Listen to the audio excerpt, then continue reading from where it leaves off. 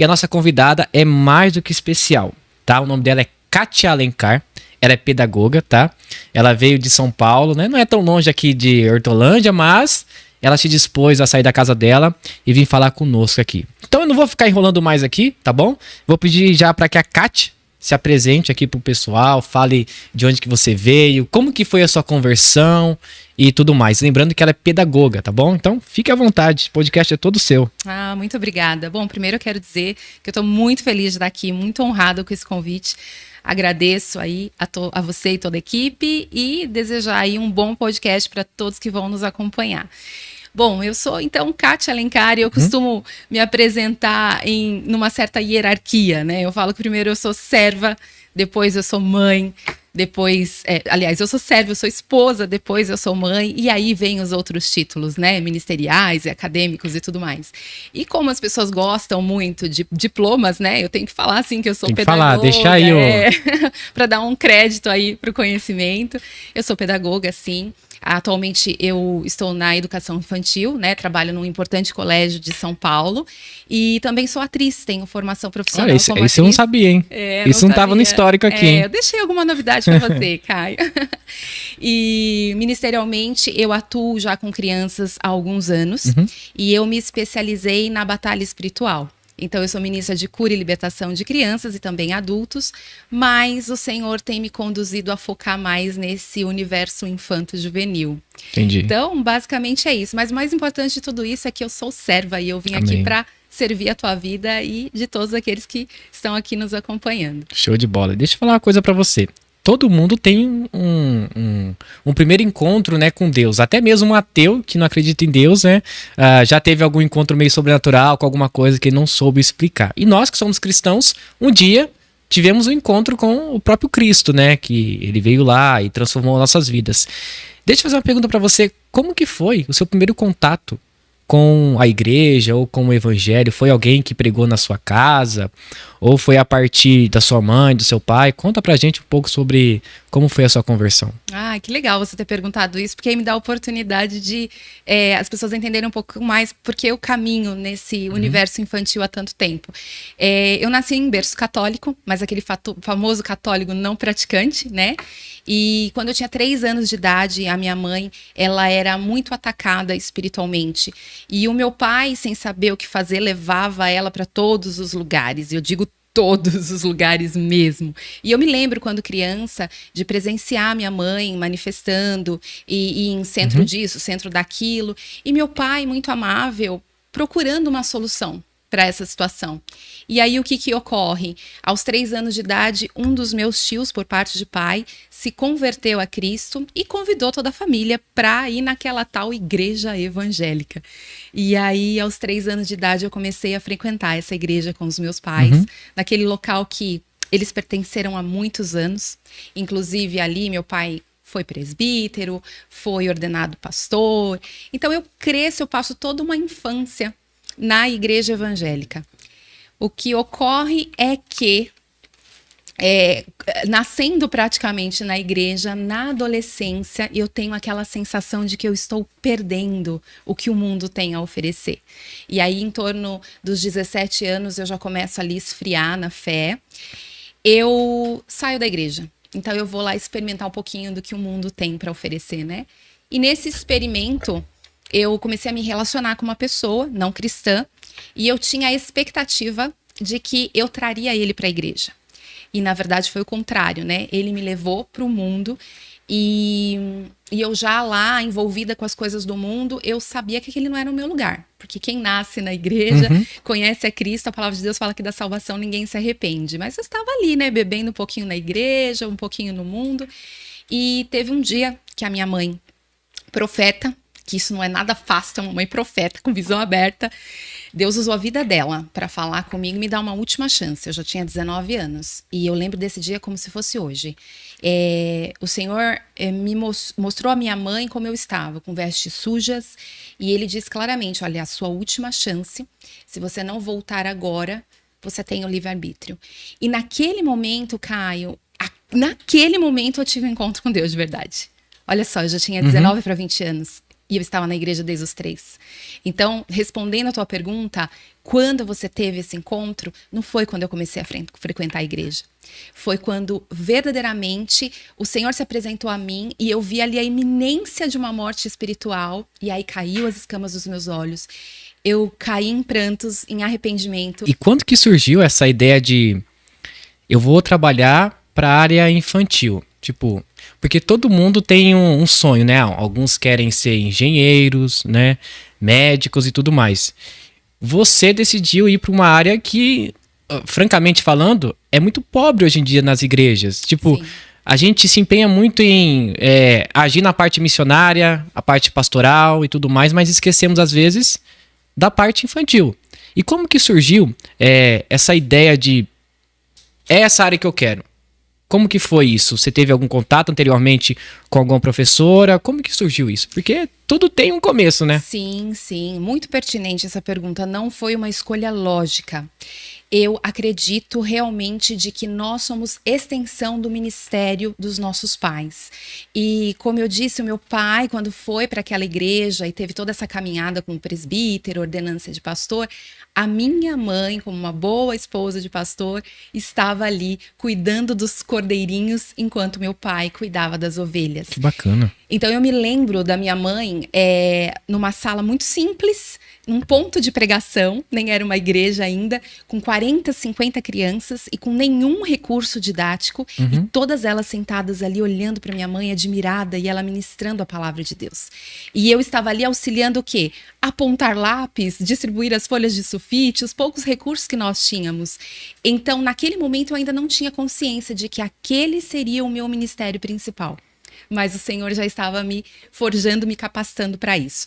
Mas, efetivamente, essa escolha se deu na minha maternidade.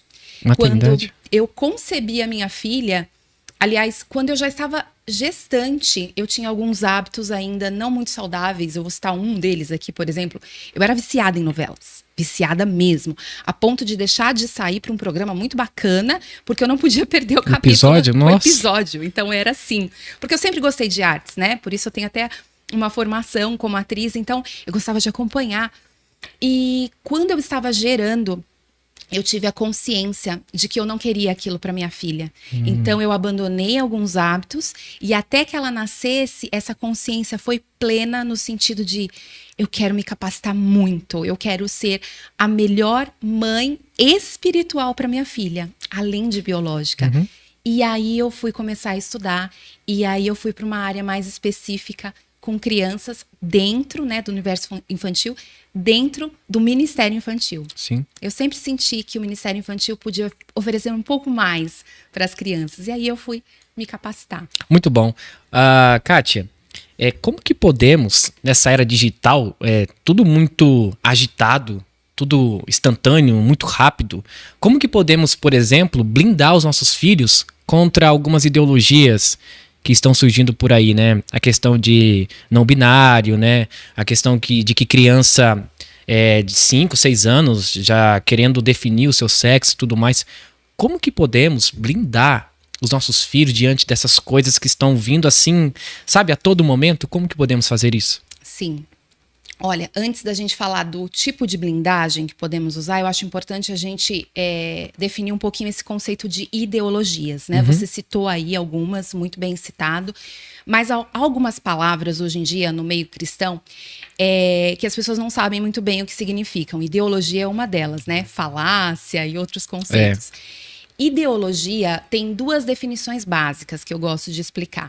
A principal é a visão clássica, que eu digo que é a visão romantizada da coisa, né? Onde eles dizem basicamente que é um método de estudar rigorosamente o campo das ideias e classificar, colocar em conjunto essas ideias. Então isso é muito bonito, né? Na teoria é muito bonito. Mas na realidade eu fico com a visão crítica, que ela vai dizer que é manter uma legitimidade, então trazer assim uma veracidade para aquilo de um sistema de dominação. Porque quando a gente pensa em ideologia, nesse conjunto de ideias, tem ideologias boas e ideologias más. Mas o uso dessa palavra hoje, ideologia, já traz uma conotação de algo mal. Isso no meio cristão. Que ideologia nada mais do que uma ideia. Isso. Né? É um conjunto, conceito, né? Um conceito. Exatamente. Então, nós aqui podemos firmar uma parceria e formar a nossa ideologia de um projeto, e ok.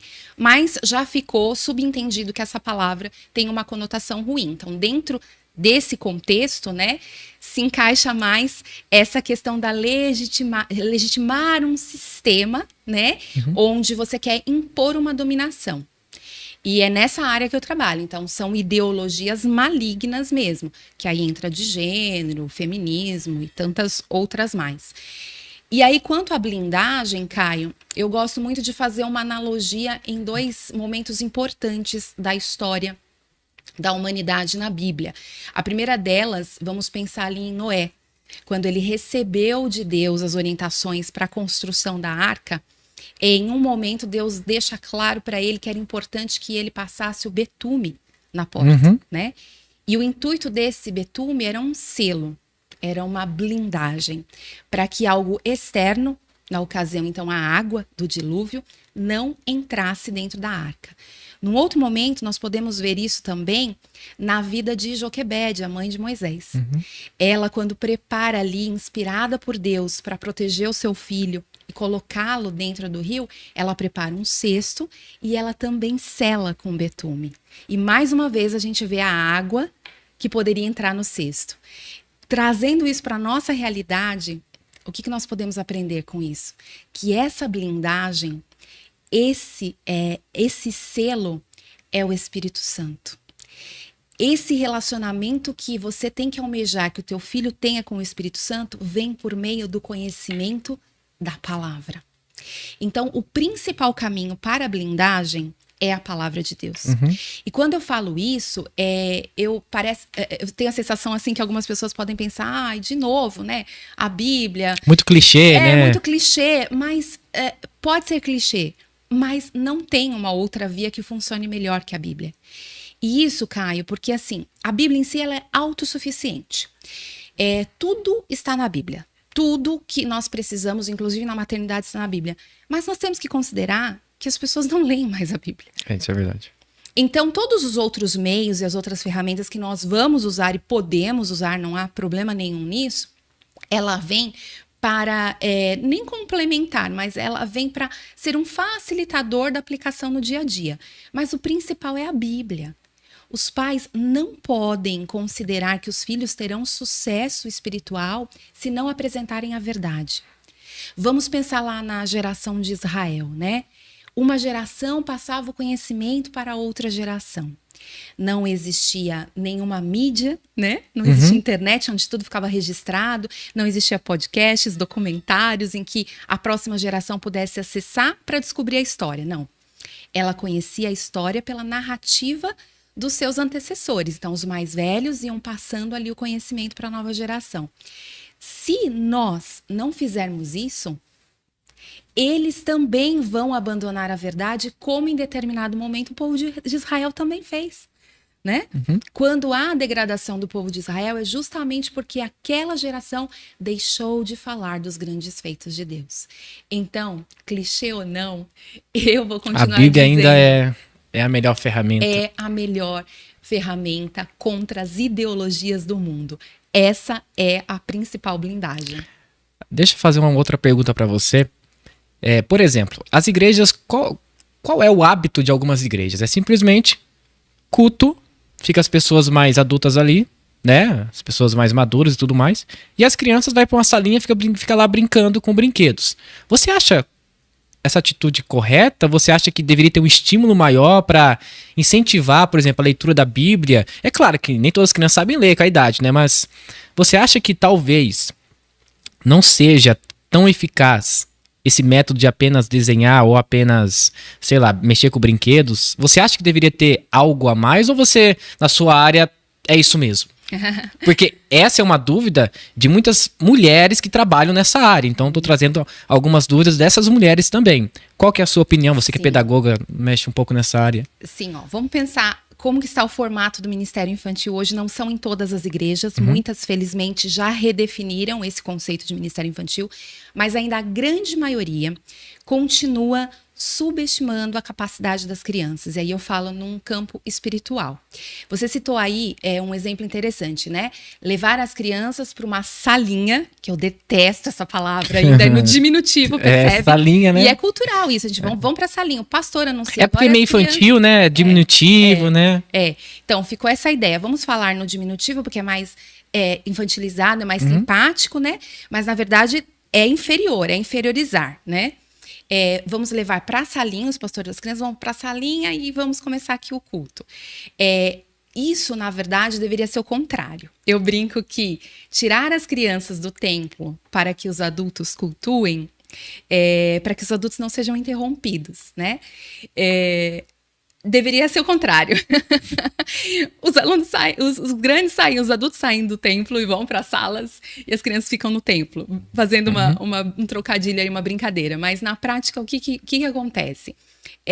Esse formato de ministério infantil que nós conhecemos hoje, ele está sendo reproduzido, Caio, desde 1780. Nossa! Quando ele foi fundado por Robert Hakes, que foi o fundador oficial, né, vamos dizer assim, do Ministério Infantil, que foi um homem nobríssimo, eu não quero menosprezar aí o que ele implantou. Para aquela época era maravilhoso. Só que o que Robert Hakes fez? Ele observou a necessidade das crianças terem uma ocupação aos domingos. Quando nós estamos ali na época da revolução das máquinas, muitas mulheres precisaram ir para as fábricas trabalhar porque os homens foram para a guerra. Então, ele viu uma necessidade e ele atendeu. Ele reuniu aquelas crianças e ele viu que elas não eram alfabetizadas, não tinham um sistema de ensino como tem hoje da educação infantil. As crianças eram consideradas como mini-adultos e ele entendeu diferente essa necessidade. E ele pegou a Bíblia e foi alfabetizar as crianças com a Bíblia. Maravilhoso para a época. O que a gente vê hoje em alguns ministérios infantis? As crianças, elas aprendem, por exemplo, a escrever o nome de Jesus. Eu falo porque eu atualmente eu não estou em nenhum ministério infantil, mas eu atuei anos seguidos em diferentes igrejas em ministério infantil. E as crianças, elas são ensinadas a escrever a palavra Jesus, sublinhando ali os pontos, que nem na educação infantil a gente não usa mais isso, não se aprende a escrever e ler mais dessa maneira. Isso é antigo. Não, eu tô falando de uma realidade atual ainda. Tá. Algumas revistinhas de Ministério Infantil, sabe, as famosas revistinhas? A criança sublinha ali o nome de Jesus. Então ela aprende a escrever o nome de Jesus. Mas se você perguntar para ela quem é Jesus na vida dela, não sabe. Ela não sabe responder. Então isso é muito profundo, Caio. Isso é um entretenimento, é levar mesmo as crianças para a salinha para pintar desenho, para receber lembrancinha. Ixi, eu já comprei muita briga por causa disso. Dessa coisa de lembrancinha. Criança não precisa receber lembrancinha no Ministério Infantil para voltar no domingo que vem. Ela vai voltar no domingo que vem se naquele domingo ela tiver sentido a presença do Espírito Santo naquele lugar. E as crianças são tão capazes de ter acesso ao Espírito Santo e ter acesso a Cristo mais até do que nós adultos, porque elas têm uma sensibilidade para as coisas espirituais. Então, enquanto nós continuarmos tratando as crianças com essa solenidade, né, de só congregar e dar desenho para pintar, contar historinhas bíblicas, porque a criança ela tem que conhecer os heróis da fé, vivendo também aquilo, trazendo para a perspectiva dela, não só decorando quem é Davi, quem é Moisés e se apresentando em datas importantes da igreja. Porque as crianças, elas são, às vezes, como se fossem meros ali entretenimento para os adultos também. Então, Dia das Mães, elas vão estar lá no palco, elas vão se apresentar. Dia dos Pais, Natal, Páscoa. Mas, se você perguntar para ela verdadeiramente, ela nem entende o significado daquilo. Então, isso é muito agravante porque nós estamos falando de um modelo muito antigo que não funciona mais. E a prova disso, Caio, é o êxodo dos adolescentes. E aí eu tenho propriedade para falar isso porque eu iniciei esse podcast falando do meu testemunho, que foi isso que aconteceu comigo. Eu cresci em escola bíblica pintando desenho. Eu lembro dos desenhos, eu tenho uma pasta com esses desenhos. E isso não foi suficiente para me manter dentro da igreja. Então, não estou atribuindo a culpa ao Ministério Infantil.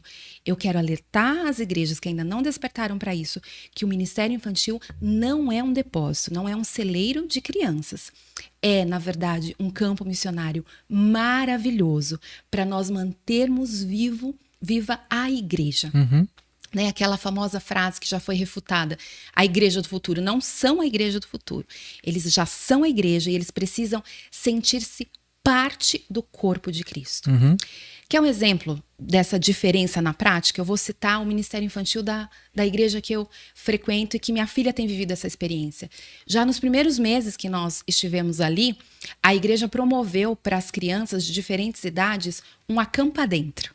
Acampa dentro? Um acampa dentro. O que eles fizeram? A criança era entregue pelos pais ali num determinado local da igreja e nós iríamos buscar só na manhã seguinte. O que iria acontecer ali, nós não sabíamos. Entregamos e confiamos.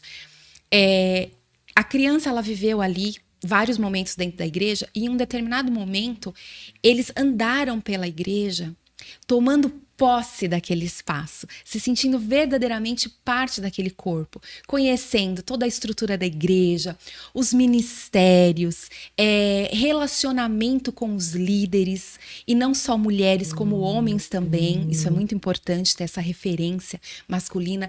Um dos pastores foi lá ministrar para eles.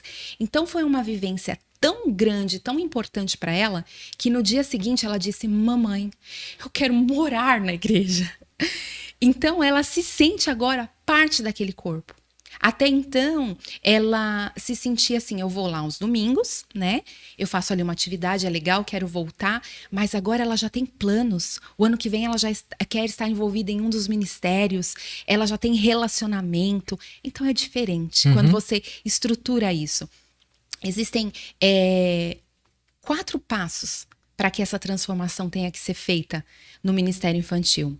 E essa criação não é minha, tá bom? É de Beck Fisher, uma das fundadoras do Ministério Infantil dos Estados Unidos, que vem mais ascendendo aí nessa visão de redefinição, né, do ministério.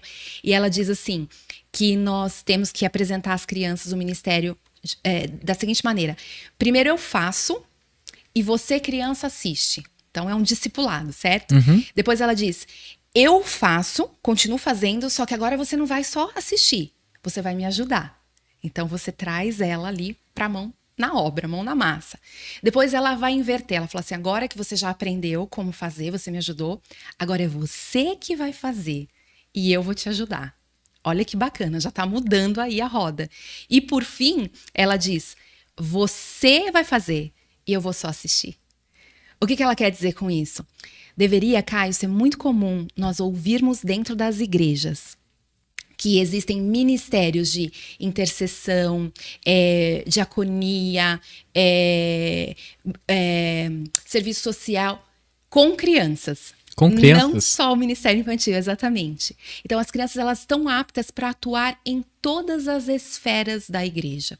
Claro que acompanhadas. Por exemplo, uma excelente maneira de nós tirarmos os nossos filhos das telas, eu já estou até antecipando aí um assunto, é despertar neles o interesse para outras habilidades. Então, vamos citar, por exemplo, aprender um instrumento. Se você viu que seu filho tem uma habilidade para isso, ele vai e você coloca numa escola, aprende um instrumento, ok. Aí você leva isso para a área ministerial. Você chega na sua igreja e tem aquela pessoa lá do louvor, aquele irmão que toca aquele baixo bacana, aquela bateria, apresenta teu filho para ele. Fala: olha, esse daqui é meu filho, tá aprendendo bateria, tem como você caminhar com ele? E tem muitos irmãos na igreja que têm essa receptividade, né? E aí vai começar ali: não, claro, senta aqui. Eu tenho um sobrinho que toca maravilhosamente bem. E ele não teve muitas oportunidades como essa. Imagina se ele tivesse. Que é o incentivo, senta né? Aqui, o incentivo. E assim, um incentivo não só de tapinha nas costas, sabe? Sim. Tem muitos que falam: ah, bacana, você vai conseguir, Deus te abençoe, vou orar por você. Não. É efetivamente caminhar junto, ombro a ombro. Ali no altar, sentar junto, deixar tocar. Aí a criança já se envolve com aquele ministério e já sente como minha filha se sente hoje, ocupando um espaço verdadeiramente. Entendi. Então é na prática, é fazer na prática. Ô, Kátia, tu conhece a história de... Agora eu tenho um livro magnífico dele, do George Miller? Você conhece? Já ouvi falar. Pai dos Órfãos? Não conheço. Tem uma história bem legal dele, que, entrando nisso que você está falando, ele tinha um orfanato, né, e havia muitas crianças ali, de várias idades, e ele teve um problema um dia. Deu BO lá no orfanato dele. Faltou pão. E as crianças estavam chorando, as crianças estavam desesperadas.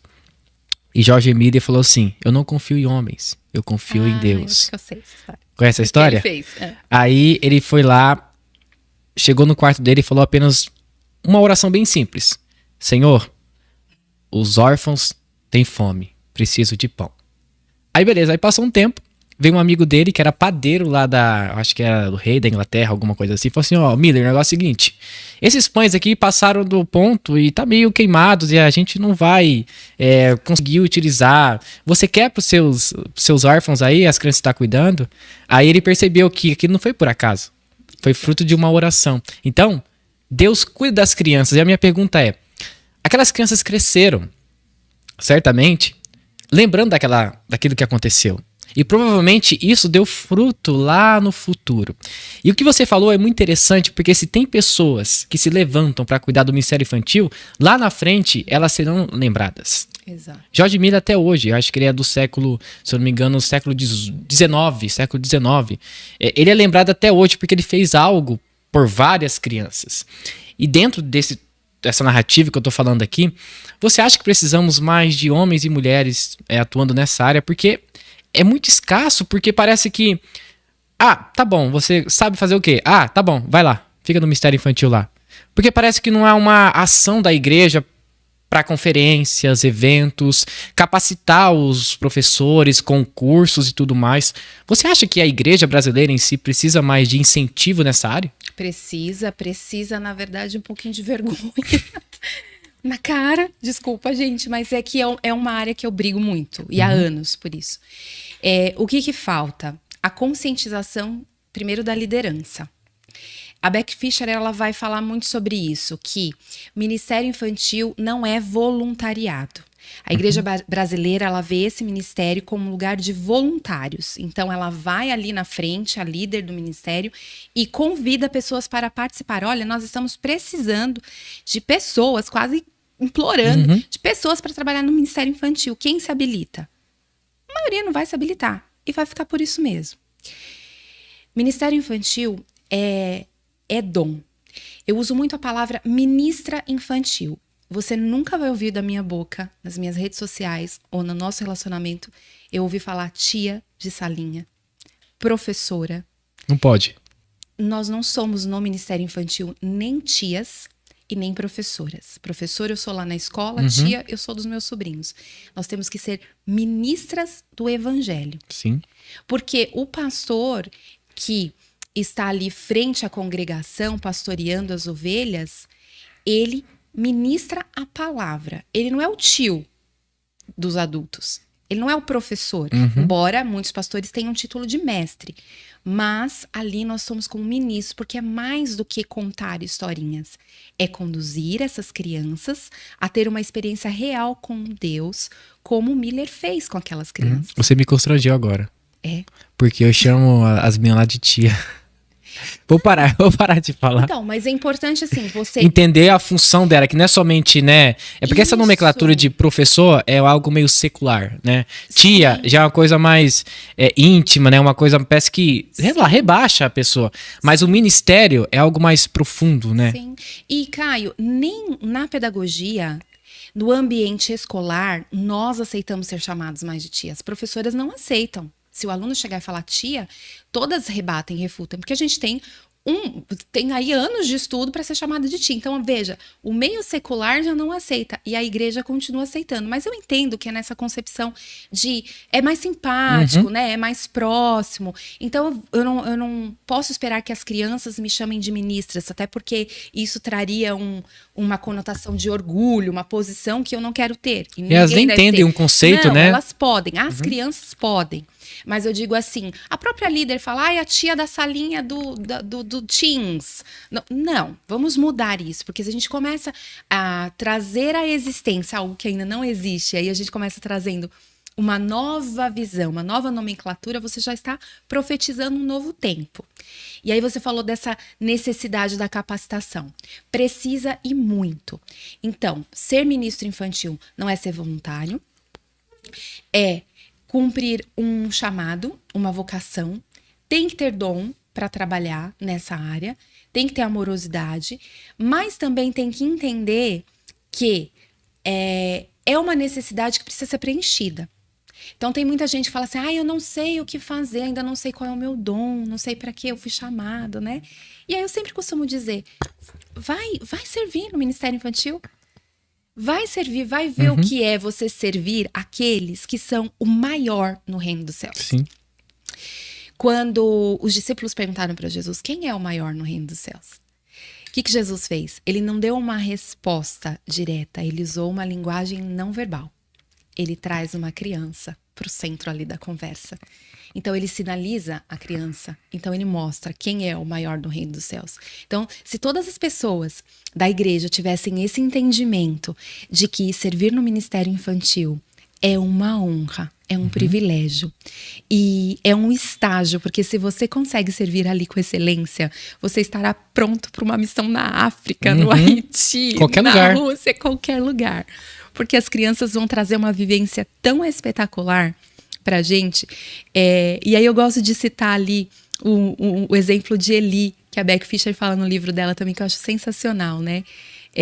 Se Eli não tivesse ouvido a voz de Deus também, achado assim, quando ele ia receber Samuel, de que aquilo não era pra ele, que ele estava apto para coisas maiores ao invés de discipular um garotinho, ele teria perdido a oportunidade de estar ali numa das histórias bíblicas mais fantásticas, que é quando a gente vê Deus se apresentar com voz audível a uma criancinha. E isso é mérito também de Eli, porque ele discipula bem Samuel. Ele ensina, Flora, da próxima vez que você ouvir essa voz, você fala, pode falar, que o teu servo está ouvindo. Olha que sensacional. E aí Samuel responde corretamente para Deus porque alguém ensinou ele, um adulto ensinou ele. Se Eli tivesse virado para o outro lado e falado, não, esse negócio não é para mim, não vou aceitar, é inferior demais para mim, eu estou apto para coisas maiores, né? Ministérios maiores. Olha aí o que ele teria perdido, né? Então, há uma defasagem de pessoas que atendam essa necessidade, mas também não pode ser qualquer um. É melhor que tenham menos pessoas mesmo e continuem ali fazendo com excelência do que colocar qualquer um. E tem algumas igrejas, Caio, que eu acho bem bacana, isso é uma novidade, não tinha na minha época, que agora pedem até atestado de antecedentes para que os ministros de crianças trabalhem ali no ministério. É sensacional, porque se a gente pensar em igrejas grandes, né, um fluxo grande de crianças, de voluntários, infelizmente o mundo está tão terrível que qualquer pessoa com más intenções pode se infiltrar ali naquele lugar que tem tantas crianças e querer se aproveitar daquela situação. Então eu vejo que assim, há um movimento de melhora, mas ainda tem uma grande caminhada para a gente seguir. Sim. Né? E capacitar quem já está lá.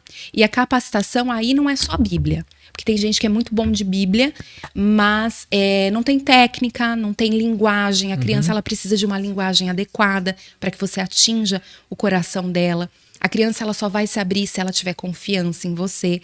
Então, tudo isso são técnicas que a gente pode aplicar até usar até a área da pedagogia, né? Para trazer isso para dentro da igreja, mas ainda muitas igrejas acham que é uma coisa que não precisa investir, que dá para deixar como tá. E aí depois se lamentam quando chega ali na adolescência e a maioria sai da igreja. Kátia, eu fui dar uma palestra sobre educação infantil. Eu gosto muito dessa área, que eu falei para você que eu cursei durante o tempo de pedagogia, depois o senhor quis me enviar para outro ramo, né, outro nicho. Mas uma das coisas que eu penso, Caio, na atualidade em que nós vivemos, é que durante os anos que foi se passando, começou a surgir muita violência no mundo e isso também infligiu na igreja. Isso acabou atingindo a igreja. Vou te explicar. Eu, por exemplo, eu não acho certo um homem tomar conta do ministério infantil. Não é nem porque ele não é capaz ou que ele vai fazer alguma coisa. É por causa do histórico em que nós vivemos de abuso sexual contra crianças. E quando você deixa um cara sozinho, um monte de criança ali, meninas e meninos, sozinho, os pais que estão na igreja ficarão preocupados. Não por causa da índole do rapaz, ele pode estar 20 anos na igreja, mas por causa do histórico que o mundo está nos mostrando. Na sua ideia, no seu conceito, você acha que esse pensamento meu é muito radical ou tem outras opções? Porque a opção que eu dei para as pessoas que perguntaram isso para mim é que se fosse para ter um homem ali, que ele tivesse com a esposa. Sim, Entendeu? Qual que é a sua ideia sobre isso? Existe um protocolo de conduta de ministério infantil. As grandes igrejas, elas utilizam esse protocolo. E isso vale para qualquer sexo, ministro homem ou mulher. Mesmo mulheres, quando nós vamos conduzir os alunos ao banheiro, por exemplo, o ideal é que nunca leve a criança sozinho. Mesmo que seja uma mulher levando uma criança. Se há voluntários homens, se há ministros homens no Ministério Infantil, nunca são 2 homens na mesma sala, tá? E nunca é um homem na mesma sala. Então, esse seu pensamento está correto. Como também, nunca deve ser uma mulher só na mesma sala. Essa visão eu não sabia. Sempre trabalhando em 2.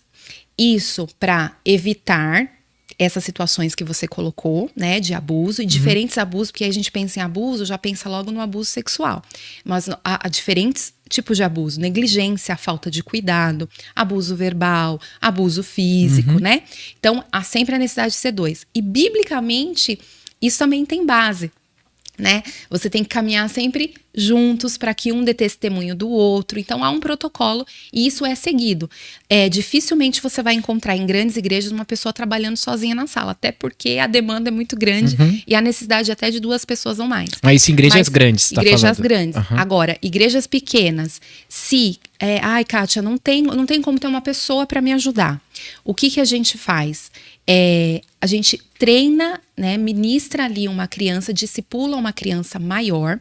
Então, por exemplo, a sala dos pequeninos, ali de 5, 6 anos. A sala dos maiores, que já tem criança de 11, 12, ali na pré-adolescência, já indo para os teens, já deve estar sendo discipulada para ajudar ali com os menores. Entendi. Né? Na igreja que eu frequento é assim. Os maiores, eles já estão trabalhando como voluntários ali, sendo discipulados. Quer servir em outras coisas? Quer fazer grandes missões? Vai servir primeiro no Ministério Infantil. Né? E assim você sempre tem também um ciclo maior de pessoas ali auxiliando. Então, isso que você colocou da visão do homem tá correto, mas isso é indiferente do sexo, tá? Porque existem muitas abusadoras. Sim. Então, hoje, com a malignidade, os homens e as mulheres, quando querem fazer o mal, eles vão fazer do sexo. Então, respondendo, simplificando, não se deve trabalhar sozinho na sala, sendo homem ou mulher, sempre 2 pessoas, e se for homem, com uma mulher, nunca 2 homens. Podem ter 2 mulheres, mas se tem um homem com uma mulher, e como você disse, de preferência, né, que seja ali a esposa, se não for possível, que seja pessoas de idades equivalentes, enfim. Tem um protocolo, isso já está mais organizado, que até dá mais credibilidade e confiança para aquele pai que vai entregar ali o seu tesouro, né, naquela sala. E essa área é muito nobre. Imagina só, você ensinou um cara que hoje é o maior teólogo do Brasil. A pessoa vai ficar velha e vai lembrar de você. Tem uma história que eu não lembro, eu sou muito ruim de lembrar nomes, tá? Mas eu acho que aconteceu com Abraham Kuyper, que ele é um cara assim muito bom teologicamente, é um dos primordiais no presbiterianismo. E o tutor dele falou o seguinte: você vai ensinar na escola infantil. Aí ele ficou bravo, né? Peraí, eu já sou teólogo, tudo, já conheço tudo. Por que eu tenho que ensinar nas crianças? Sabe o que ele falou? Se você não saber ensinar uma criança e pregar para criança e ela não entender, você não pode pregar para os adultos. O cara ficou bravo, mas ele aprendeu com o tempo. E hoje é um dos maiores teólogos, já morreu há muito tempo, é claro. Mas parece que essa área é muito negligenciada. E quando nós negligenciamos essa área, os pais acabam perdendo a essência da educação. Eu vou te explicar por quê. O pai ou a mãe tá lá, deixa a criança no sofá com o controle na mão. E de repente ela liga lá, puf, Netflix. Aí aparece lá a Wandinha pra assistir. A criança, nossa, que legal. Fotos coloridas, chama a atenção. Vou apertar aqui, puf.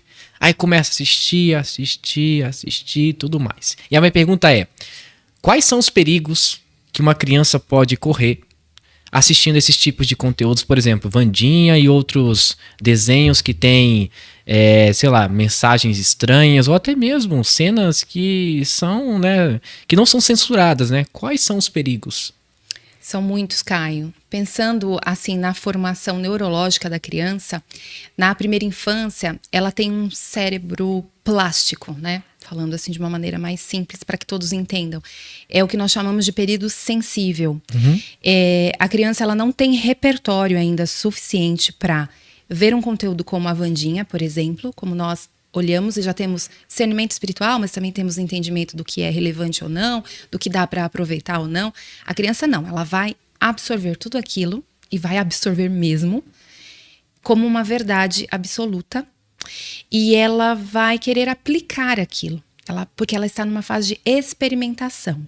Então, trazendo para a Wandinha em si, quando ela ali vê todo o enaltecer da morte, né? Porque é isso que a série trata. A família Addams, na sua origem, é um repertório que fala de uma família, na época que foi escrita pela primeira vez, eu quando era criança assistia, aquela em branco e preto, ela veio para romper com os padrões da família americana, da então família americana, que tinham bons padrões naquela época, né? Valores de família. Então, o que o escritor fez? Ele vem construir uma família desconstruída, com um tom cômico. Havia uma comicidade muito boa na família Addams. A gente não pode falar que era ruim, era muito bom. Mas, se você for ver ali o fundamento, estava zombando da família tradicional, desde sempre. Aí, trazendo para os nossos dias, essa Wandinha que está aí bombando na Netflix, que já ultrapassou Strange Things, que já foi um boom, né, esse ano, conseguiu ultrapassar os acessos e visualizações.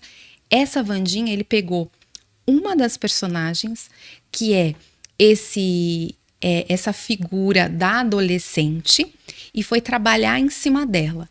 E aí todo o enredo vai enaltecer a morte. Então a gente está falando de um conteúdo que vai trazer muito ocultismo, satanismo, sempre embrulhado com a comicidade, com a modernidade, que é o secularismo, né, o relativismo, e que a Netflix coloca lá a classificação. É 12 anos. Só que os próprios pais não respeitam essa classificação, né? Muitos deixam o filho assistir, ou não deixaram diretamente, mas como você falou, a criança tem acesso, né? Abriu lá e assistiu. E aí ela tá absorvendo tudo isso. E aí, como eu disse, ela vai querer experimentar. Aí ela vai colocar em prática algumas coisas que ela aprendeu lá. A gente pode pensar nesse costume desde Harry Potter. Harry Potter é o bruxinho lá que ensina a fazer magias, e tudo aquilo acontece dentro de um contexto escolar, né? Nada é por acaso. E aí essa geração de Harry Potter é a geração que mais se envolveu com o ocultismo. Porque inicialmente a ideia era só entretenimento. É para assistir como a gente assistia antes, né? E separava o que era bom, o que não é. Mas essa geração, ela tá tão fraca espiritualmente, e fraca da palavra, e fraca de relacionamentos interpessoais, fraca de conexão familiar, que ela precisa de algo para pegar. Suprir, né? Para suprir.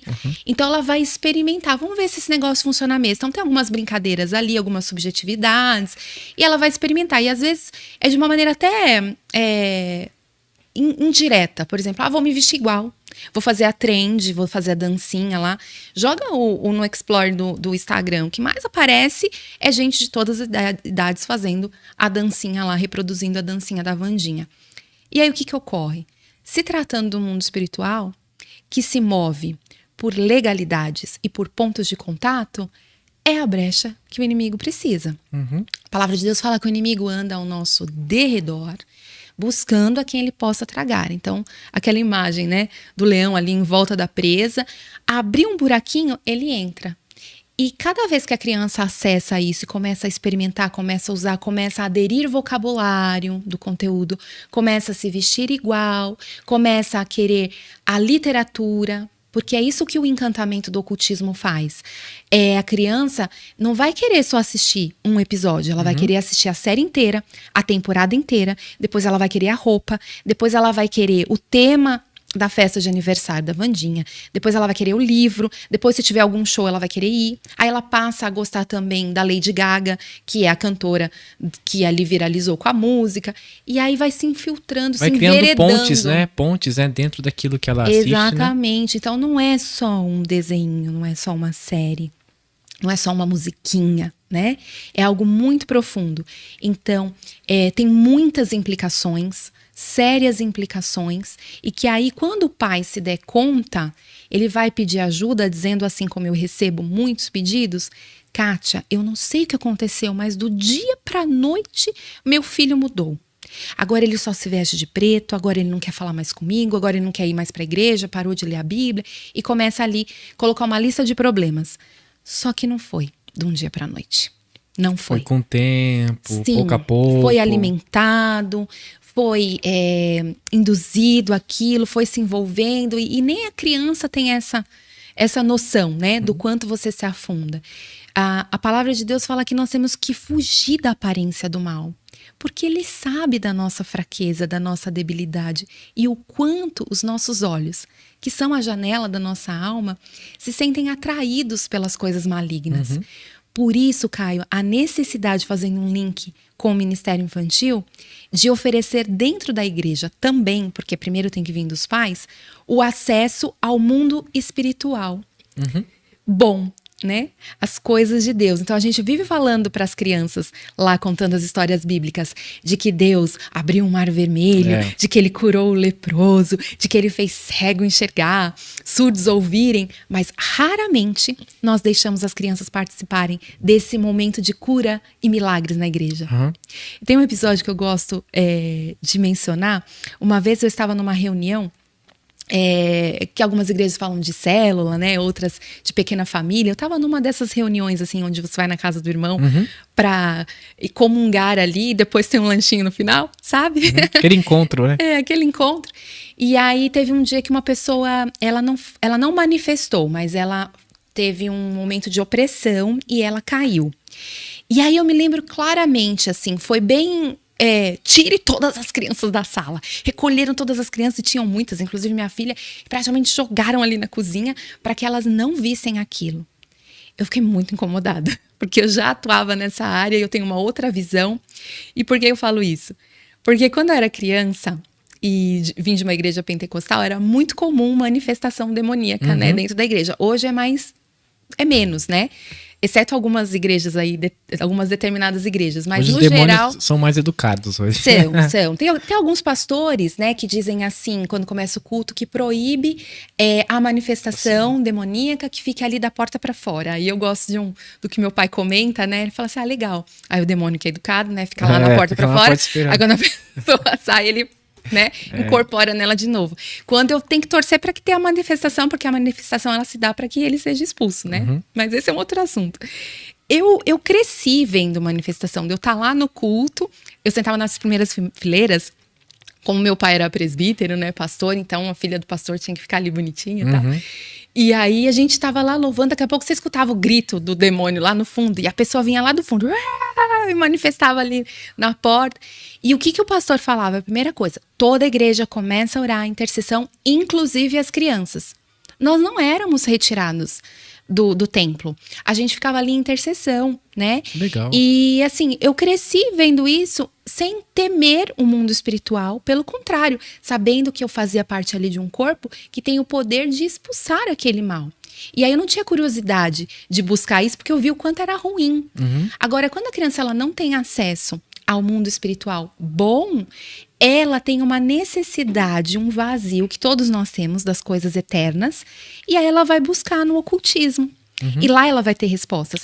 Na primeira experiência, na primeira brincadeirinha que ela fizer reproduzindo uma mágica de Harry Potter, que tiver resultado, e vai ter, porque o inimigo vai aproveitar essa brecha e vai fazer funcionar, pronto, esquece Bíblia, esquece igreja, ela já está enveredada por esse caminho, porque é muito mais atraente. E é perigoso. Perigosíssimo. Perigoso. Aí depois, para voltar, é que é o trabalho. Sim, e a gente tá falando sobre a questão de streaming, né, e tudo mais, como Netflix, Amazon, e aquilo que pode influenciar nossas crianças.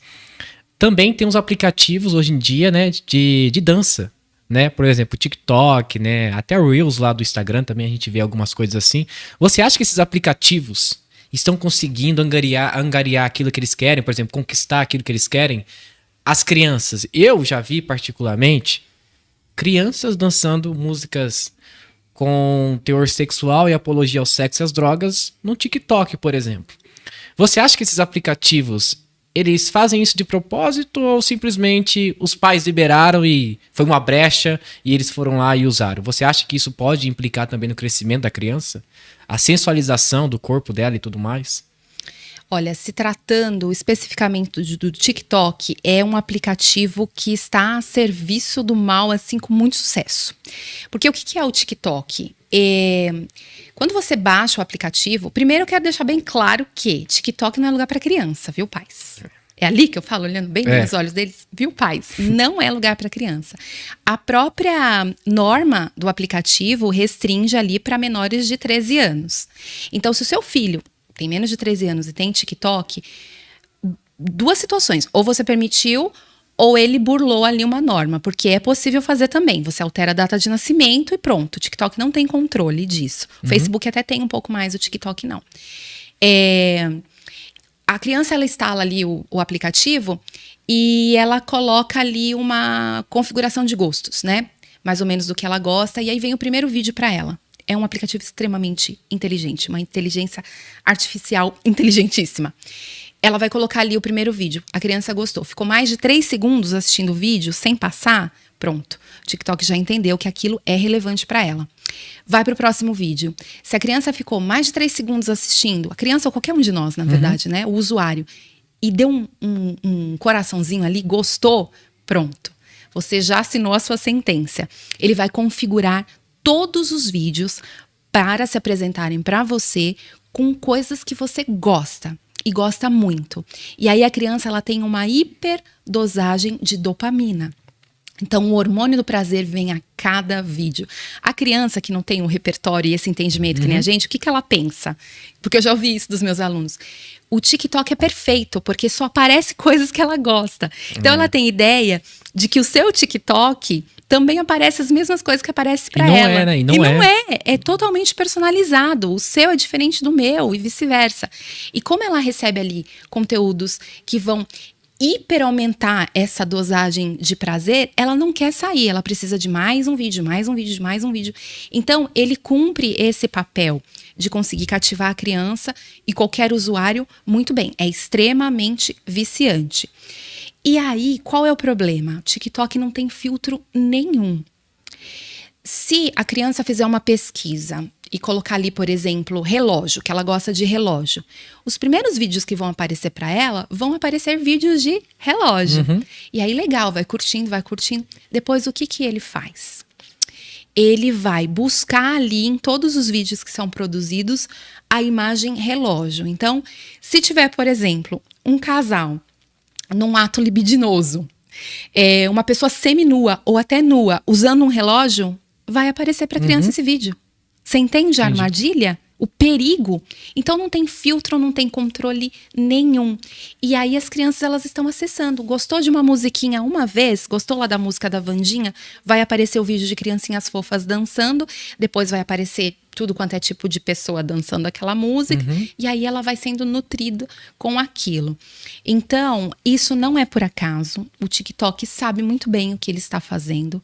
Porque existe, Caio, um plano de rebelião contra o judaísmo, contra tudo que se diz cristão.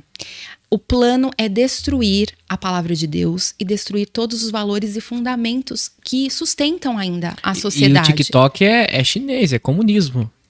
Comunismo. E olha que interessante. Lá, eles não consomem, não pode. Tá? As crianças não consomem.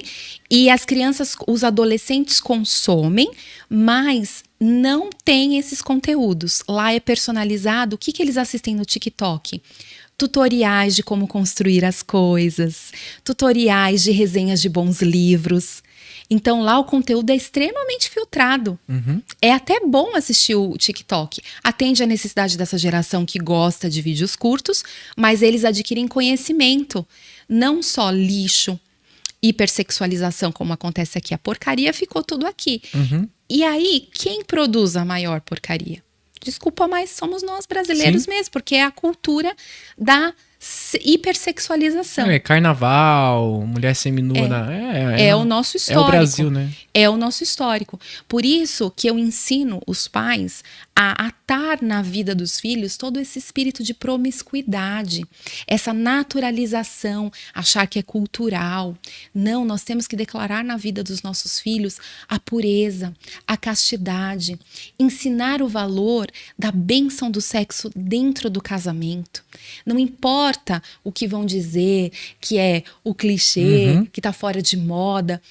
Há uma pesquisa, Caio, americana, agora eu não me lembro o nome do pesquisador, mas foi constatado que aquilo que você ensina para os seus filhos sobre valor, mesmo que eles não acatem na infância e nem na adolescência, na vida adulta, mesmo que tardio, o farão. Então, o que isso quer dizer? É bíblico. É semear a palavra de Deus no coração. Em algum momento, ele vai cair em si como filho pródigo e falar, poxa, esse não é o meu lugar. Eu tô comendo bolotas de porcos aqui, quando na casa de meu pai tem toda uma fartura. Então, os pais têm que falar, mesmo que não estejam vendo efeito agora, o filho está no mundo, está envolvido com tudo isso, continue semeando a palavra, porque há um poder nisso, né? A semente, muitas vezes ela cai no caminho, o passarinho vem e rouba, mas há sementes que vão germinar. Então, todas essas mídias, voltando aí à tua pergunta, é intencional esse propósito, porque uma das fundadoras do movimento Nova Era, Alice Bailey, ela propôs 10 pontos para mudar toda uma sociedade, para quebrar o cristianismo da sociedade. E um dos pontos dela é exatamente sobre isso. Vamos usar as mídias, e aí ela cita todas, cinema, música, não citou a internet porque na época dela não tinha. Vamos usar todas essas mídias para fazer um mindset, uma mudança de mentalidade, especialmente nas crianças. Uma doutrinação. Uma doutrinação, porque ela fala que através das mídias atingiria a arte, traria toda a degradação moral necessária para que as próximas gerações entendessem que esse tal de cristianismo e todos esses valores que na concepção dela são coisas que afastam as pessoas de serem felizes, né? Isso era coisa do passado. Que ela fala que as crianças elas têm o direito de viver sim, explorar todo o seu desejo sexual, de viver todos os prazeres do mundo, que são os melhores. Então ela trata a humanidade para viver tudo que tem de bom aqui na Terra, né? Não considerando que nós somos estrangeiros e peregrinos aqui e que nós temos que levar os nossos filhos para a eternidade. Então é um plano que existe, que está em curso, e funciona muito bem. E a principal ferramenta para essa geração tem sido a internet, essas plataformas de streaming que vão proporcionar as séries, os desenhos, né? Por isso que a gente vê tanta ideologia dentro dos desenhos. É aquela doutrinação massiva, você vai ver hoje, você vai ver amanhã. E aí os seus conceitos morais vão ficando mais relativos. A gente tem visto isso nos adultos. Quantos, né, Caio, dentro da igreja já estão dizendo assim, mas também não é tão... tem que ser assim. Pastores mais rígidos e que impõem ali uma condição mais próxima à palavra têm sido ridicularizados, né? Eu tenho alguns títulos no meu Instagram, como a que vê demônio em tudo, a inimiga do entretenimento. Esse eu amo, eu aderi pra mim, que eu achei muito... Não pode fazer hobby, não pode ter um hobby, fazer assim. Então é mais fácil intitular isso para que eu possa continuar vivendo a minha vida no meu bel prazer e deixando o meu filho, né, também viver a vida e depois eu corro atrás, quando ficar adolescente eu corro atrás, do que admitir que realmente nós não estamos mais praticando a metanoia, né? Sim, a mudança de direção, transformação de mente. Então existe uma intencionalidade nas mídias e que infelizmente está funcionando. Sim. Deixa eu fazer uma pergunta para você, e agora não tá no script, tá? Não tá no combinado, mas eu sei que isso faz parte de todo o ministério, seja infantil, pastoral, a parte do louvor, isso faz parte. Tu vê uma criança lá crescendo com o tempo, e você vê que a criança, ela tá se inclinando para um lado um pouco fora do padrão sexual dela. Tipo, eu já ouvi comentários, essa criança tá crescendo, mas ela tem um jeito meio estranho. Talvez quando ela crescer ela vai se assumir. Kátia, como que a gente faz? nesse caso, para lidar com essa situação? A gente sabe que a pessoa está dando sinais, que está crescendo, né? A voz vai mudando, o comportamento, as amizades vão mudando. Como que a gente deve fazer nesses casos? Porque é muito sensível. Sim. A criança talvez não compreende isso. Nós compreendemos, mas a criança ainda não se tocou pro lado que ela está indo. Como que a gente deve abordar esse assunto com os pais ou com a criança? Como que a gente faz? Sabe qual é a parte mais sensível, Caio? Não é nem quando você constata isso como ministro da criança. É quando os pais não constatam isso. É muito mais fácil quando você recebe esse alerta por parte dos pais, né? A mãe vem e fala, olha, eu estou identificando isso, você pode me ajudar nesse sentido? É mais difícil quando você identifica e os pais não, ou fingem que não estão vendo. Ou seja, os de fora identifica de uma forma mais rápida do que aqueles que são de dentro, os pais, por exemplo. Isso é perigoso, né? Eu acho que todos identificam, na verdade, mas é difícil, né? Você chegar assumir e uma falar, possibilidade. né? Porque isso vai de encontro a uma deficiência dentro de casa. Isso pode até gerar algum desconforto em algumas pessoas que talvez me ouçam, mas eu falo com propriedade. Eu tenho um sobrinho homossexual. Hoje ele vai completar 19 anos, no mês que vem, em janeiro. E para você ter uma ideia, eu nunca falei isso, viu? Em lugar nenhum. Nós não sabemos nem o paradeiro dele. Ele saiu de casa já há alguns anos. Nós sabemos que ele contraiu o HIV. Fruto do pecado, da relação, né? E porque um abismo vai chamando o outro abismo. E por que eu toquei nesse assunto? Porque nós, naquela condição, quando na infância, ele foi o primeiro neto, Caio, o primeiro sobrinho, extremamente amado, extremamente desejado. Foi concebido dentro do casamento, tudo ali aparentemente ok, né? Algumas pessoas observavam esses sinais. E eu era uma delas que brigava dizendo que não. Que aquilo não existia. Ficava brava mesmo, né?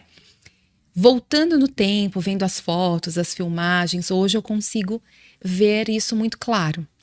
Mas também consegui admitir isso enquanto tia, analisando o histórico familiar. Então, ele vem de uma relação entre a minha irmã e o pai biológico, do qual o pai não assumiu efetivamente a sua paternidade e abandonou a minha irmã. Então, ele sofreu uma rejeição. Então, ele é fruto de uma rejeição. Para piorar a situação, a única figura paterna da qual ele tinha acesso na ocasião era o meu pai. Do mais, ele era cercado de muitas tias, de muitas avós, muitas figuras femininas. E o que eu quero dizer com isso? Filho de crente pode desenvolver uma homossexualidade, um lesbianismo? Sim. Não existe blindagem. O grande papel predominante para evitar que isso aconteça é exatamente as figuras de autoridade bem construídas. Então, assim, o papel da mãe tem que ser legitimado, o papel do pai também. Só que aí a gente está falando de uma sociedade que o Brasil é o segundo, se eu não me engano, líder em divórcios. E agora na pandemia isso se agravou mais ainda. Então, tem muitos lares que não tem essa figura paterna dentro de casa. Como suprir isso? É o que muitas mães me perguntam, né? Por qualquer outra figura paterna que queira assumir esse papel. Então pode ser um avô, pode ser um tio, pode ser o pastor da igreja, pode ser um líder ministerial. Alguém precisa ocupar essa lacuna. Quem firma a identidade, tanto da menina quanto do menino, não é a mãe, é o pai. Na menina, a figura do pai ou de uma outra figura paterna vai fazer com que ela busque, no mínimo, um homem futuramente com as mesmas qualidades que aquele ou superior. Foi assim comigo. Eu procurava alguém que fosse ali equiparado ao meu pai ou melhor.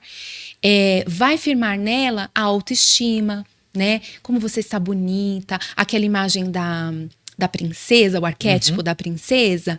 Então, é essa configuração. Firma também a capacidade intelectual, algumas habilidades. E no menino, entre tantas outras, força muscular, coragem, habilidade matemática, vai firmar a identidade sexual. Menino precisa brincar com outro menino de lutinha, de murro, assistir coisas de menino, viver tudo isso. E aí, trazendo para minha história, eu vejo que o meu sobrinho não teve isso. A gente fez o nosso melhor, mas ali rodeado de um monte de tias e sem trabalhar a rejeição dele. Então, voltando lá para a tua pergunta, quando isso acontece como ministro de crianças, eu acho que o melhor caminho é orar, pedir para que Deus prepare o momento oportuno e que não demore muito, porque precisa sentar com esse casal, ou só com a mãe, e ter uma conversa. Sim. Mostrar, né? Não vai ser fácil, vai gerar uma rejeição para aquilo, como aconteceu comigo, né? Mas se Deus não for usar você diretamente para auxiliar essa família, vai preparar uma outra pessoa. E aí, quando essa pessoa chegar na vida dessa mãe, vai conectar, vai fazer sentido. Alguém já preparou. E eu acredito de verdade que a mãe já tenha percebido. Sim.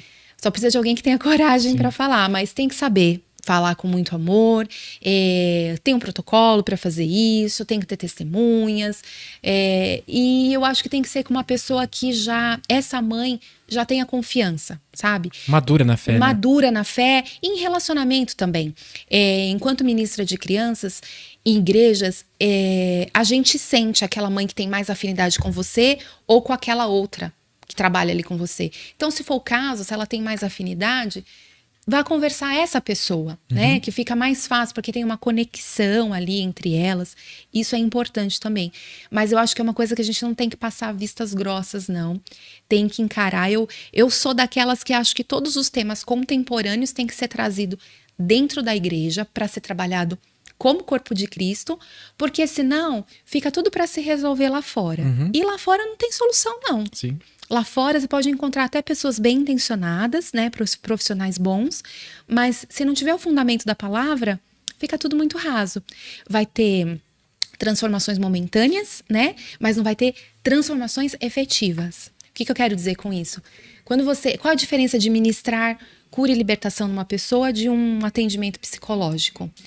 Ali vai ter uma melhora momentânea, às vezes até permanente, maravilhoso. Mas quando você cura e liberta alguém em Cristo Jesus numa ministração, isso vai parar ali, na sua geração. Aqui não. Na psicologia vai para a próxima, porque você tratou o ser humano, você tratou aquele problema. Já na cura e na libertação, a gente vai tratar das próximas gerações. Então é algo muito mais profundo que só pode ocorrer por meio do Espírito Santo. Sim, e você falou sobre a questão de aprender as coisas lá fora, sobre a questão de orientação e tudo mais. Eu queria falar agora um pouco sobre a questão de escolas, né? Como que está a sua visão hoje em dia sobre escolas públicas e privadas quanto ao ensino que estão sendo dado às nossas crianças? Você acha que há algum problema ou está tudo ok? Ou você acha que falta ainda um pouco ali do fermento religioso para ajudar no desenvolvimento dessas crianças? Porque, Kátia, a gente está vendo aí crianças com 5, 6 anos aprendendo nas escolas que você pode ser o que você quiser. Você pode escolher sua orientação sexual e tudo mais. Mas não somente na questão sexual, mas a questão do ensino mesmo, de moralidade. Você acha que muitas escolas ainda não encontrou o sentido disso?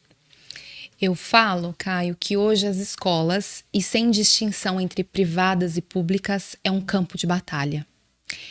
De um lado nós temos os alunos e do outro lado nós temos todo um sistema, né?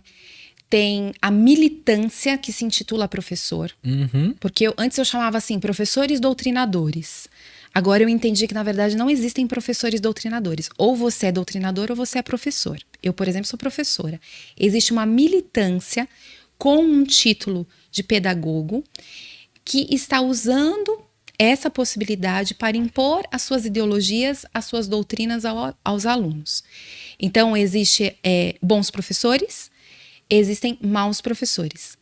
Hoje o professor ele não se limita só a ser mediador do conhecimento, ele quer aproveitar todas as brechas de qualquer tema que seja, de qualquer disciplina, para impor os seus pensamentos, né? As suas ideologias, como nós explicamos no início. Então, nesse campo de batalha, quem está vencendo é a militância. E por que ela consegue, mesmo com alunos maiores que poderiam se contrapor, né, contra esses militantes? Porque acima desses ideólogos, né, dessa milícia que se intitula professor, existe documentos, diretrizes que estão dando autorização para que eles façam isso. Alvará, né? Alvará, perfeita essa palavra, Caio. As PNEs, por exemplo, os Planos Nacionais de Educação, que mudam a cada 10 anos, inclusive vai mudar em mudou em 2013, aí está em vigor de 2014, vai mudar em 2024. Num novo governo, inclusive. Então, misericórdia. Vai vir coisa boa por aí. Então, aí é assunto para outro podcast. Mas o que é a PNE, os Planos Nacionais de Educação? Eles estão todos cheios de viés doutrinatórios, de ideologias, né? Tem as PNEs, tem o próprio Ministério da Educação, né? A grande briga do atual presidente atualmente foi contra os materiais do Ministério da Educação, né?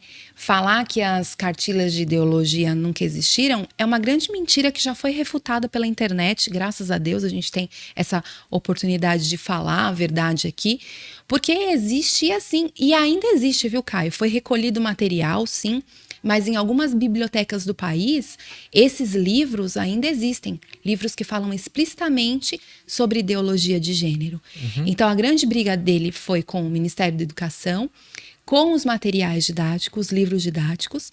Um outro vilão que muita gente não dá importância, mas eu sempre bato nessa tecla, que são os livros paradidáticos. Aquele livrinho que o professor do teu filho recomenda a compra para que seja feita a leitura ali no decorrer do ano. Tem livros péssimos. E tem aquele conceito do Estado laico, né? Mas esse laico é na só prática, na teoria. Não funciona, na prática porque a cultura afro, né, ela foi ascendendo ali dentro do âmbito educacional, e eu acho isso válido, é uma cultura que existe, pode ser abordada, mas não imposta. Como eventos, por exemplo, que enaltecem e fazem com que as crianças dancem ali, participem de rituais. Quer dizer, começar uma aula com o Pai Nosso não pode, mas fazer uma gira ali no pátio, isso pode. Ou a festa junina, né? Isso é o mínimo, festa né? Junina, Isso é o mínimo. Agora, você vê, isso já é ruim. Agora, o mais explícito ainda. Aí, para gravar e dar mais, assim, poder para esses militantes, né? Eles colocam ali um colete de posso tudo aqui na escola. Vem o bendito, para não falar outra coisa, de Paulo Freire, né?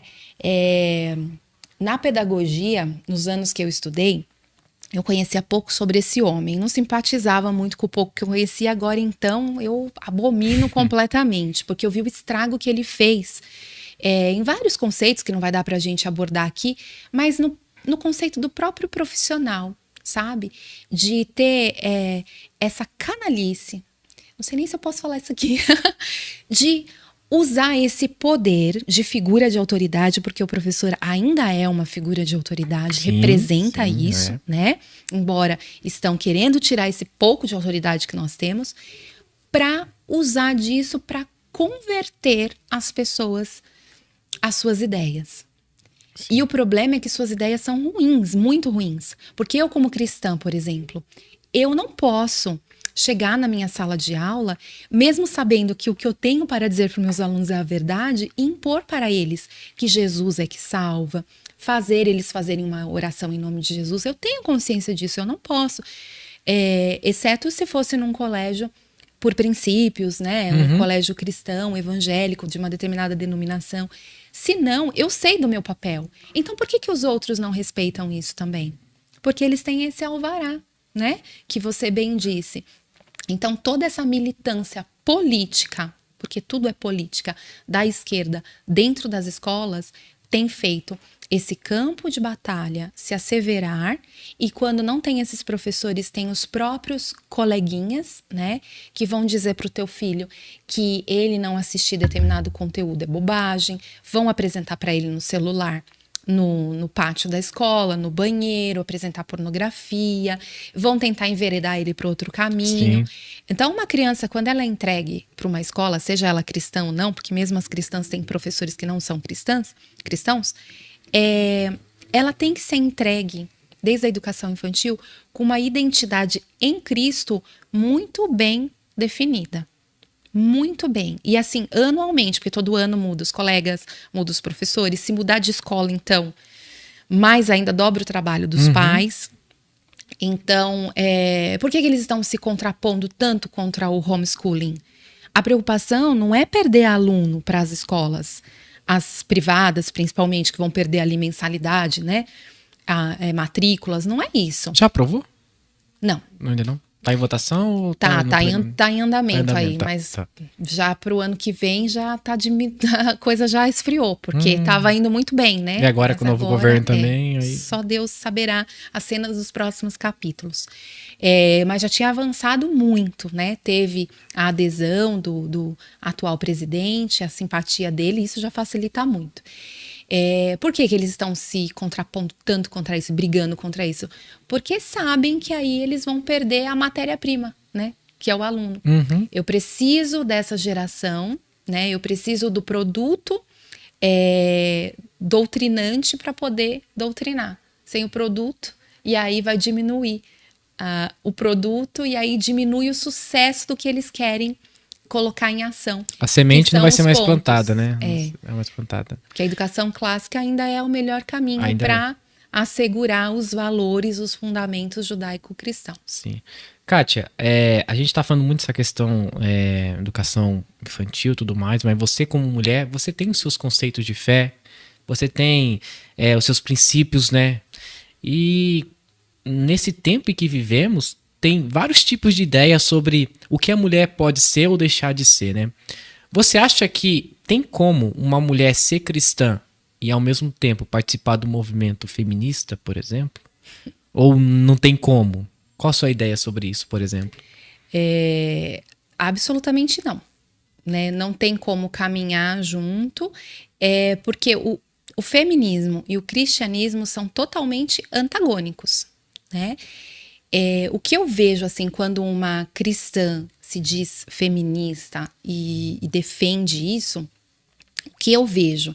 A ideia que eu tinha antigamente, quando eu não sabia nada sobre feminismo e eu ouvia essa palavra, a imagem que me vinha, que eu acho que é a do senso comum, é das mulheres queimando seus sutiãs em praça pública. E aí eu vou falar dentro da minha ignorância naquela época. Eu vi aquilo com bons olhos. Eu fiz a leitura daquele movimento como algo do tipo... as mulheres finalmente entenderam o seu potencial. O sutiã como um símbolo de feminilidade, ao mesmo tempo de castração, porque tira a liberdade ali do órgão da mulher, foi só um símbolo usado para mostrar, olha, a partir de agora nós vamos ser mais ativas na sociedade, vamos participar mais do mundo profissional, enfim. Depois, estudando um pouco, e eu não sou expert no assunto, mas o pouco que eu sei foi suficiente para eu entender que o feminismo não é nada disso. O feminismo é um buraco tão profundo e tão eficaz que vai mostrar para a mulher que o papel dela é justamente fazer o que Deus menos deseja para ela. Eva foi feita por Deus para estar com ele como adjutora. Eva, como vaso mais fraco, não quer dizer que o homem não seja fraco, porque Deus fala que a mulher é vaso mais fraco, então o homem também é fraco, forte é só Deus. Ela caminha com o homem numa mesma visão. Isso é a submissão, né? Que elas odeiam essa palavra, e muitas cristãs que nem são feministas também, porque não entenderam o que é a submissão. Esse antagonismo, né, do feminismo e do cristianismo vai mostrar para a mulher que ela tem que caminhar sem o homem e subjugando esse homem. e ridicularizando esse homem. Ou seja, inversão totalmente de papéis. Na Bíblia de Gênesis a Apocalipse, a gente vê uma hierarquia, né? Deus, família, depois o ministério. E esse família, Deus coloca o homem como cabeça. Quando a mulher, no feminismo, entende que ela tem o poder de ocupar esse papel, ela só vai sofrer. Ela só vai sofrer. E aí, essa é só uma ramificação do feminismo. O feminismo em si, ele vai enaltecer o aborto, porque ele entende que a mulher, ela tem propriedade sobre o seu corpo. Meu corpo, minhas regras, Meu corpo, minhas regras, exatamente. E não só isso, mas meu corpo, minhas regras sem nenhuma responsabilidade. Porque se a mulher quer viver libertinamente, tendo relações sexuais fora do casamento, ok, isso é o livre-arbítrio. Mas isso não quer dizer necessariamente que tenha que ser permissiva a ponto de não pensar que há uma consequência, que é uma gestação, né? E ainda gerar filhos bastardos ou interromper essa gravidez. E agora virou a moda, na verdade, tem que ter a relação, tem que ficar grávida e tem que fazer o aborto. Porque isso é um empoderamento, assim. Eu vivi intensamente aquele momento, sem medir nenhumas consequências, e depois ainda tenho o direito de interromper uma vida. É muito... É rude, obscuro, né? É terrível. Tem como eu já disse, a insubmissão da figura masculina em todos os seus viés, né? Não só ao marido, mas todas as figuras de autoridade. Então, não respeitam líderes religiosos, não respeitam líderes governamentais, né? Nós vimos aí como elas foram hostis, né, o tempo todo no governo do atual presidente. Você não precisa gostar dele, mas no mínimo respeitar. Foram coisas terríveis, movimentos terríveis que elas fizeram contra ele e tantos outros. O movimento feminista, ele também vai colocar a mulher como uma objetificação. Então, elas se apresentam como algo, como um produto mesmo, né? Elas mesmo não se valorizam. Então, não representa a mulher. O movimento feminista é o fundador da ideologia de gênero, começou com uma feminista. Então, é uma raiz muito suja. Visa desconstruir todo o modelo tradicional de família. E aí você desconstrói a base e você desconstrói tudo, né? Porque se essa feminista de sovaco colorido e de franja no cabelo tivesse bem ocupada, cuidando da educação dos filhos e do seu lar e podendo trabalhar, como eu sou dona de casa, também tenho a minha profissão, ela não teria tempo para tanta bobajada. Sim. E a sociedade estaria bem melhor. E por fim, ela ainda inferioriza as mulheres que querem fazer isso. Ridicularizam, né, as mulheres. Ridicularizam. Né? Então, assim, é tanta podridão junta e elas não conseguem se enxergar. Eu brinco que são as seguidoras de Eva, né? Porque Eva ali não ouviu a figura de autoridade do Criador, depois não ouviu o seu marido, fez uma burrada, nós pagamos o pato até hoje, né? Por isso. Mas depois ela saiu do feminismo, porque depois ela foi colher ali a semente do que ela plantou e creio eu que ela se arrependeu no meio do caminho. Ela não continuou, ela não levantou um movimento feminista na época, ela poderia ter feito isso, né? Então, assim, é muito sujo, é muito degradante. Eu quero crer realmente que cristãs que se dizem feministas é porque ainda não entenderam o que é o feminismo. Sim. E tá muito fácil de entender, viu? Tá muito fácil falar olhando pra vocês agora. Tem pessoas com conteúdos riquíssimos e gratuitos, né, Caio? Sim.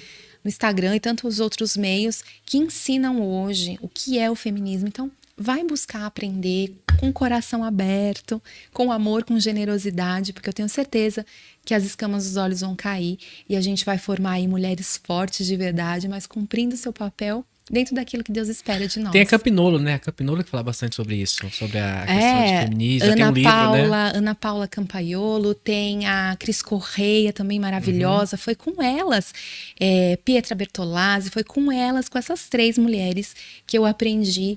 O pouco que eu sei, eu falo pouco porque eu não me dedico, não me aprofundo a esse assunto. Mas elas distribuem ali conteúdos riquíssimos, livros fantásticos. Meu beijo para elas aí também. Show de bola. Gente, estamos chegando no final já. Kaique, coloca o QR Code pra nós aí, Kaique, por favor.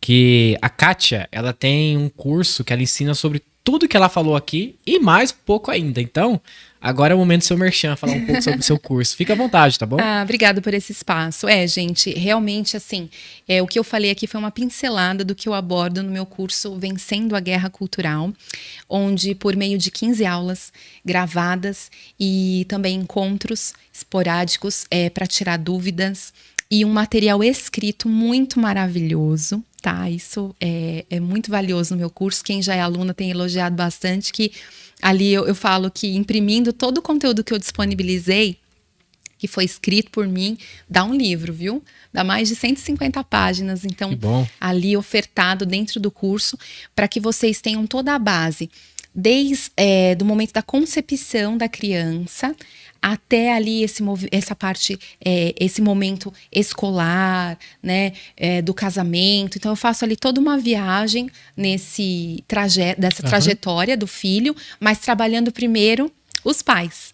Então, isso que é um diferencial, porque não tem como a gente ministrar crianças sem antes ministrar os filhos. Então, eu vou abordar assuntos como orfandade, paternidade, rejeição, bastardia, dentro da área do campo da batalha espiritual. Então, realmente é um curso que gera transformação, primeiro, para quem faz o curso, para depois aplicar com os filhos.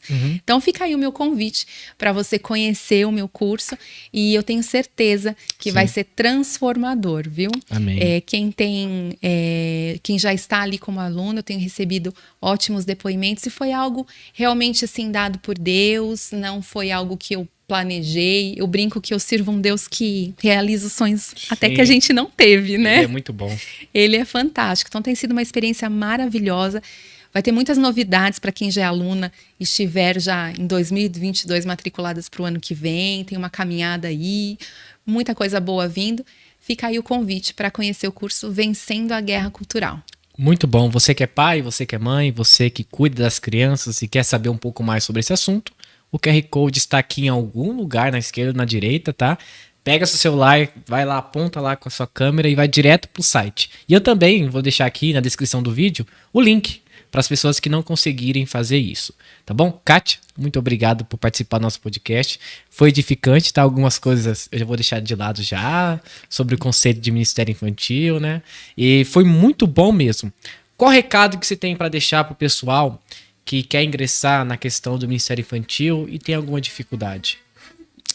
Bom, quero agradecer também a oportunidade, foi muito bom esse tempo, edificante para ambas as partes, viu? Sim. Também aprendi aí com você, muito gostoso ter a oportunidade de falar das coisas do Senhor.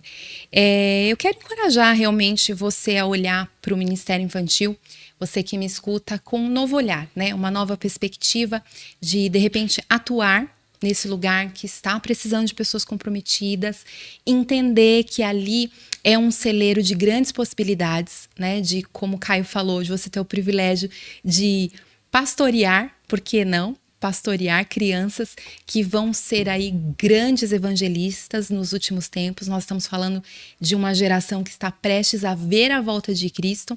E há uma profecia que nos últimos dias haveria um avivamento.